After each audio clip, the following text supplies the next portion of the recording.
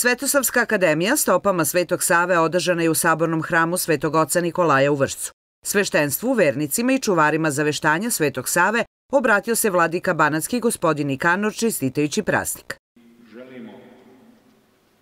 da naše škole, da naše sve ustanove ne zaboravljaju onoga koji nas opominje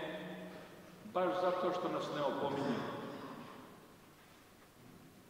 Da ne smemo da ga zaboravimo s obzirom na njegovu brigu o nama. Tek kad nešto prođe, u ovom slučaju, prođe li nešto, a da smo trebali uraditi ili učiniti, između ostalog i o ovome svetitelju, na primjer, presjeći mu kolač, a to nismo uradili, zapaliti mu sveću, a to nismo učinili. Sjetimo se i verovatno bude nam žao da se to ne događa. Bolje da se kajemo ako ovome svetome Božjem ugodniku učinimo sve ono što mu pripada, a to neće biti teško. Želimo da čestitamo i večerasnim učesnicima i organizatorima crkvenoj opštini Vršac, svima onima koji su pomogli, deci, borovima našim koji su pomenuti ovde, njihovim dirigentima, učesnicima. Želimo da čestitamo praznik gradonačelnici sa saradnicima, celome gradu našem, celoj eparhiji našoj.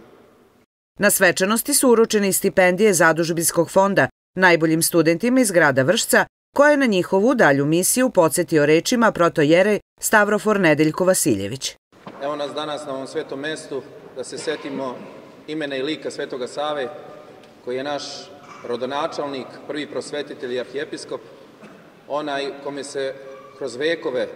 divimo i koga želimo da u svaku stopu pratimo, pa dolazeći i do toga da danas, kao i mnoge godine prethodno što smo radili, ispred Zadužbinskog fonda želimo da podsjetimo na taj ideal zadužbinarstva, ideal davanja ili deljenja ili milosrđa, pre svega ugledajući se na milosrđe Božije, a onda samim i tim ljubavi prema bližnjima kao najveći ideal koji je Gospod postavio među nama, ali i zadužbinarstvo ili davanje sebe u ova teška vremena drugima zarad svojih potomaka, kako bi na takav način pokazali da zaista život koji živimo ovde na zemlji nije samo bitan za nas same, nego za sve one koji posle nas ostaju ili koji će našim idealom ili našim životom, ugledajući se na svete pretke, moći da dokažu da su zaista dostojni nazvati se potomcima svojih predaka.